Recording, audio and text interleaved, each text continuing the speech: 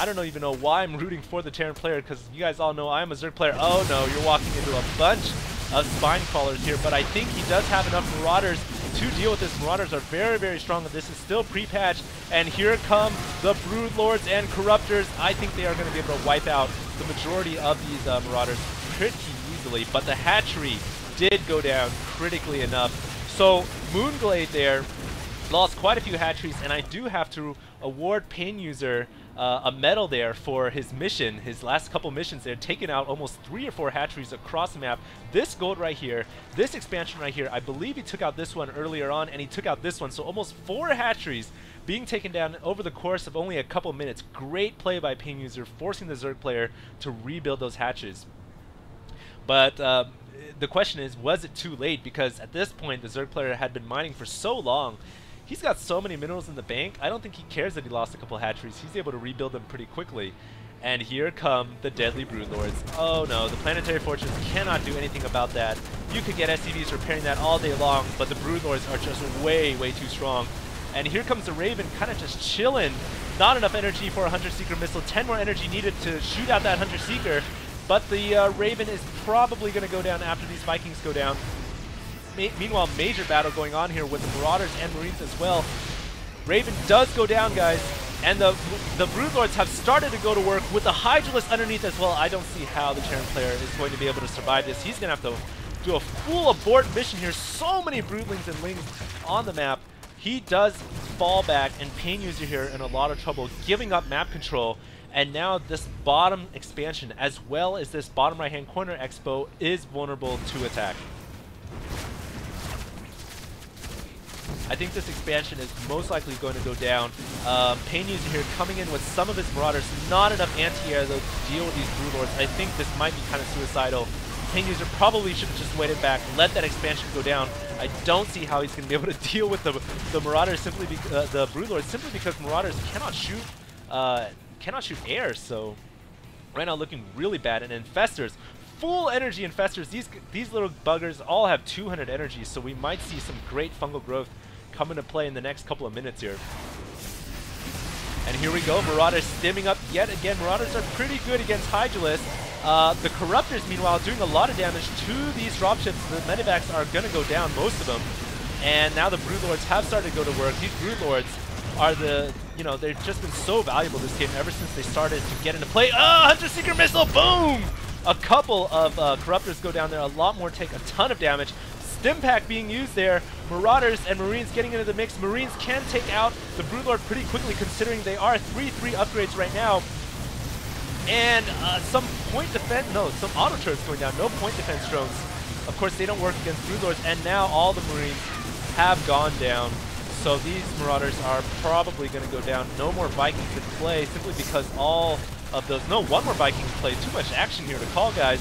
But I do think MoonGlade is going to take this fight, and the Infestors are going to come in. I don't see any use for the Infestors at this point, though, as the Terran player is going to lose this bottom right-hand corner expansion. All the SCVs getting around this Planetary Fortress. Maybe, just maybe, the Fortress is going to stay alive because they do one-shot those Broodlings. And now the Vikings coming into play. We are seeing Infested Terrans being morphed right here because all the Corruptors have gone down. Infested Terrans can shoot air, I do believe. They do have Gauss Rifles after all. And wow, the Infestors using Infested Terrans, I would have never thought to see that in a pro game. This game is getting absolutely epic right here. Too bad the Infested Terrans don't last very long. But even though MoonGlade did a ton of damage, he did take out this base and almost took out this base. I feel like he suffered a lot of casualties, and now this is a bad position to be in because the Broodlords are so darn slow. They can't really get away from the Vikings, although these Infested Terrans are going to be able to push away the Vikings and Corruptors as well. So not seeing mind control, not seeing fungal growth, instead we're seeing Infested Terrans. Who would have thunk it? So right now we are seeing MoonGlade starting to push in. Let's go ahead and take a look at some other tabs because we've been staring at this for far too long. 3 Ravens in play, 2 Vikings. You guys can see that the Terran player's army is drastically low right here. Zerg player at 5,000 minerals and 1,000 gas. Terran player at a measly 300, 190. And his supply is only 54. I don't know if he can win this game, guys. The only thing he has going for him is the fact that he's got Ravens. They do have a recyclable ability, that is the Hunter Seeker Missile, but that thing takes 125 energy.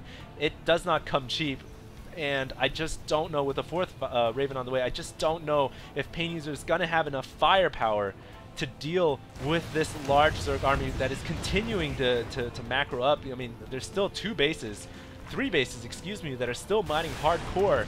And compared to the Terran, he's only got one base mining. So this is it for the Terran player. He has to hold on to this base.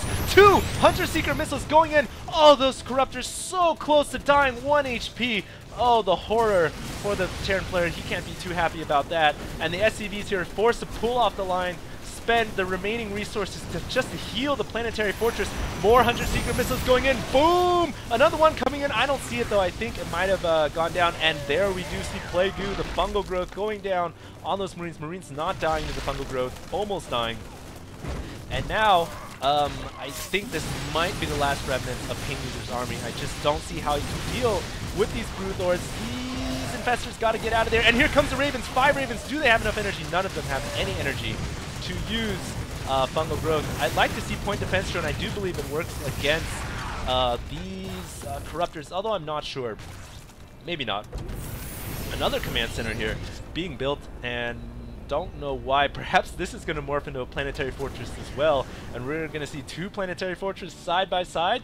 Little fun buddies defending the last mining expansion for the Terran player. But looking at both players right now, just an overview of the game, I still say the Zerg player definitely ahead. I mean, he's got 6,000 minerals. He could just spend all 6,000 minerals on Zerglings. And if you were to do that, just run in with a bunch of Cracklings. Cracklings, by the way, are fully upgraded lings with adrenal glands. Although we don't see adrenal glands being researched. If he just ran in with a bunch of 6,000 minerals worth of Zerglings, I think he could end the game right now. But MoonGlade deciding to stay with the build that he's got so far, actually losing all of his Broodlords there to these Vikings, is just going to continue playing with these air units. A lot of Corruptors and Broodlords right here. And what in the Zerg army's arsenal, looking at the units overlay, what in the Zerg army's arsenal can deal with this many Corruptors and this many Broodlords? It almost seems like PainUser is kind of just drawing out the game here. I think he realizes he's lost, but he wants to give MoonGlade a good game, and MoonGlade so far has just played extraordinarily well, playing really well with his use of air units, and all the Ravens there kind of going down. I don't know what happened if they used any abilities. Looks like they did cast a bunch of auto turrets. I didn't know they could be put on creep, but a bunch of auto turrets, those all get taken out. Drone's going to get back in there after probably just evacuating. But I think this might be it for PainUser. MoonGlade playing extraordinarily well, showing it up for the Australians, and taking full map control, showing off his great macro in here on Metalopolis. So I really like his play. Just waiting right here for PainUser to really call the GG. I don't know if he can get back. I don't see how he can get back in this game. I think the critical turning point, one of them was when he lost all of his Raxes over here. And, I mean, he had a great advantage early game, really tricking MoonGlade into thinking that he was going for an all-in rush and then kind of grabbing the gold. But I think the problem was, another turning point was, he never was really aggressive with his army. He kind of just, BM. He kind of just chilled right here, never was really aggressive with his army, just kind of relaxed and let the Zerg army start to expand at will. And honestly, the Terran player was always at 3 bases. He never had 4 fully operational and mining concurrently. Was always at 3, always had 1 go down here or there. And the Zerg army was always at 5 or 6. So the Zerg army just straight up out macroed. GG. Broodlords own the game, Mutalisks own the game, and MoonGlade showing everybody how to play Zerg Air. So really like that game. And of course we saw the use of Infested Terrans in a desperate situation, use them for anti-air. So I hope you guys enjoyed that game. And that was a long one for me, so thanks a lot for tuning in. Thanks a lot for supporting me, guys. I really do appreciate it.